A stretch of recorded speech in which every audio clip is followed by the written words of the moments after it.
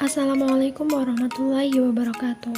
Perkenalkan, nama saya Sania Nurunafisa, NIM 2004131 dari kelas 2D PGSD.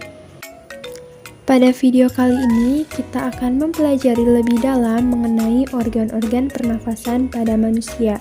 Alat pernafasan pada manusia terdiri dari rongga hidung, laring atau pangkal tenggorokan, trakea atau batang tenggorokan, bronkus atau cabang batang tenggorokan, bronkiolus atau anak cabang batang tenggorokan, dan yang terakhir paru-paru.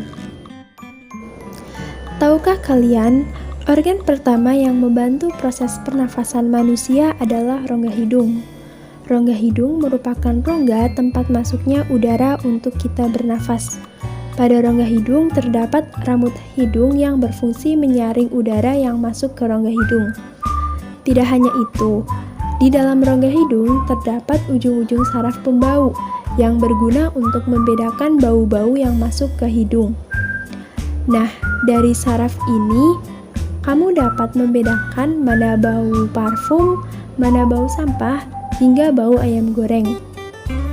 Secara keseluruhan, fungsi rongga hidung adalah 1. Tempat masuknya udara, 2. Penyaring udara melalui rambut-rambut halus dan lendir di dalam hidung, 3. Sebagai indera penciuman. Organ yang kedua adalah laring. Laring atau yang biasa disebut pangkal tenggorokan berfungsi sebagai tempat melekatnya selaput atau pita suara. Pada laringlah suara kita dapat dihasilkan. Laring dapat terkena infeksi loh teman-teman, yang biasa dikenal dengan penyakit laringitis.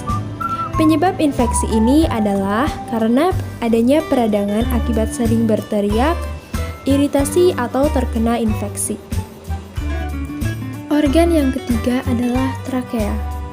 Trakea terletak di depan kerongkongan dan terdiri dari tulang-tulang rawan berbentuk cincin.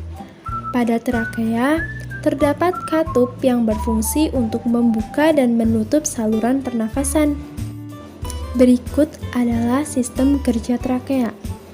Ketika kalian sedang berbicara, katup akan menutup. Saluran makanan juga tertutup dan saluran pernafasan akan terbuka. Namun, ketika kalian sedang menelan, katup akan membuka. Saluran makanan juga terbuka, sedangkan saluran pernafasan akan tertutup. Pada ujung trakea terdapat bronkus.